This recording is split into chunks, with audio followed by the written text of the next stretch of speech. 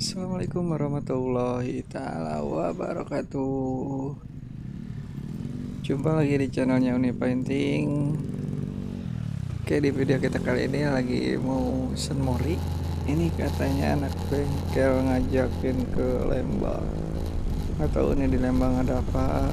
Kita lihat aja sambil jalan-jalan.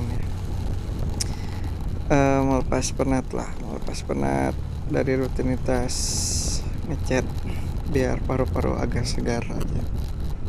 Oke men, jadi video kita kali ini sambil jalan mau sedikit bercerita lah atau membahas bagaimana sih awal mula kita untuk memulai usaha pengecatan ini. Jadi yang pertama itu adalah kita harus menyukai bidang usaha pengecatan. Nah, dulunya ini saya cuma ngarbon doang, ngecat. Kalau ngarbon itu kan harus dicat dulu ya. Jadi ngarbon yang kecil-kecil kayak blok mesin, kemudian di karbon WTP yang dicelupin ke air. Dan itu juga konsumsi pribadi. Cuma karena teman-teman atau lingkungan juga suka otomotif, akhirnya mereka minta untuk di karbon juga sama, dan dari situlah dari mulut ke mulut akhirnya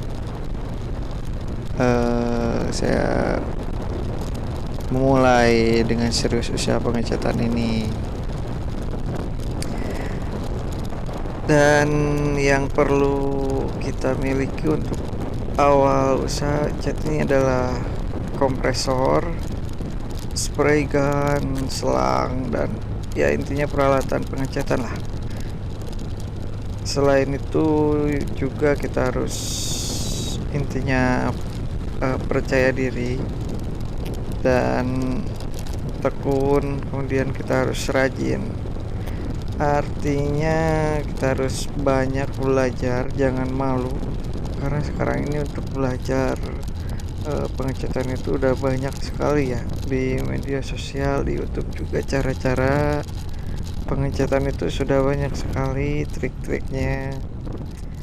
Mulailah dari yang gampang terlebih dahulu. Misalkan cat polos, ya kita pahami aja dulu cat polos itu. Kemudian harus banyak belajar tentang jenis-jenis cat, jenis clear, thinner, dan lain-lainnya. Karena dengan banyak belajar, ya ilmu kita pun akan semakin matang itu di dunia pengecatan. Semua tukang cat juga pasti pernah merasakan yang namanya clear meler, clear bintik-bintik, ngecat candy, belang, dan semua tukang cat juga tidak akan bisa langsung membuat airbrush, motif, kartun ataupun grafis yang seperti itu.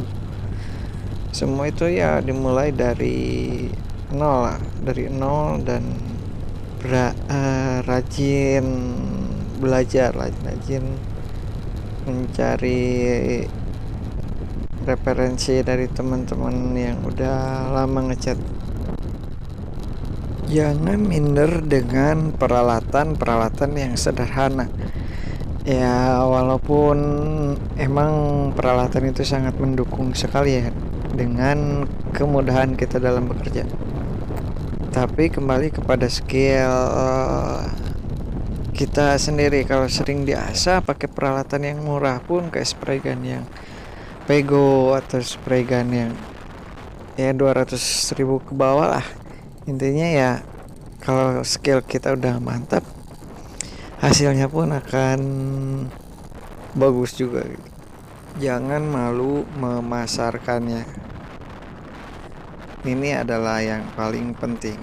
Intinya kita harus punya jaringan atau koneksi atau sebuah lingkungan yang memang mudah untuk memasarkan produk kita atau hasil karya kita gitu. Kalau kita berada di lingkungan yang salah, ya usaha cat kita tidak akan pernah maju. Jadi kita harus pandai dalam memasarkan hasil karya dari pengecatan kita. dan jangan pernah malu karena rezeki memang udah yang ada yang ngaturnya. Jangan merasa kalau kita adalah orang yang paling jago di bidang pengecatan, karena masih banyak orang yang sangat jago, sangat luar biasa dalam pengecatan. Mereka punya imajinasi yang tinggi sehingga hasil karyanya pun ya dituangkan lah, imajinasi mereka dituangkan dalam hasil karyanya.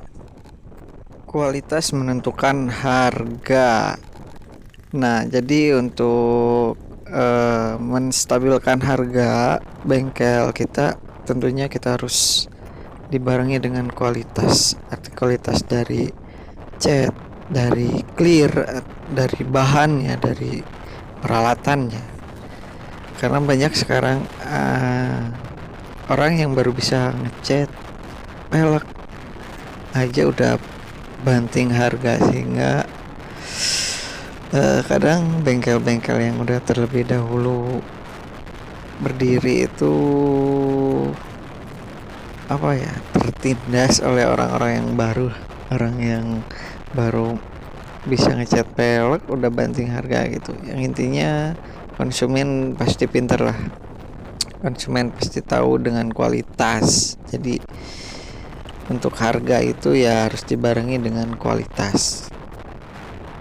Skill itu belakangan men, yang penting adalah usahanya dulu, karena skill itu pasti mengikuti berdasarkan dengan pengalaman kita. Semakin Anda rajin belajar, semakin kita akan menguasai bidang pengecatan ini dan skill kita akan terus bertambah. Jadi rajin-rajinlah belajar dalam memperdalam usaha ini agar skill kita pun semakin baik, semakin keren, semakin luar biasa. Oke, tadi itu ya yang saya ceritakan, yang saya utarakan, yang saya katakan adalah berdasarkan dengan pengalaman pribadi saya sendiri tanpa harus mengambil pengalaman dari orang lain. Saya berbicara real bahwa memulai usaha itu semuanya harus ditekuni dengan benar. Jangan mengikuti zaman lah. Misalkan sekarang lagi usaha distro, semua orang ingin mencoba di bidang itu, dan belum tentu semua memiliki keberuntungan yang sama gitu. Yang penting adalah kita mulai usaha dari suka, dari hobi, dan semuanya pun pasti akan berjalan dengan lancar ya. Dan kita kerjanya pun tanpa ada beban, karena kesenangan kita adalah hobi yang dibayar. Oke, jadi buat yang baru mau memulai usaha, jangan pernah menyerah, terus belajar, dan semoga sukses untuk kita semua. Oke, terima kasih udah menonton dan menyimak video ini. Jangan lupa di share, di like, dan di subscribe. Semoga bermanfaat. Assalamualaikum warahmatullahi taala wabarakatuh.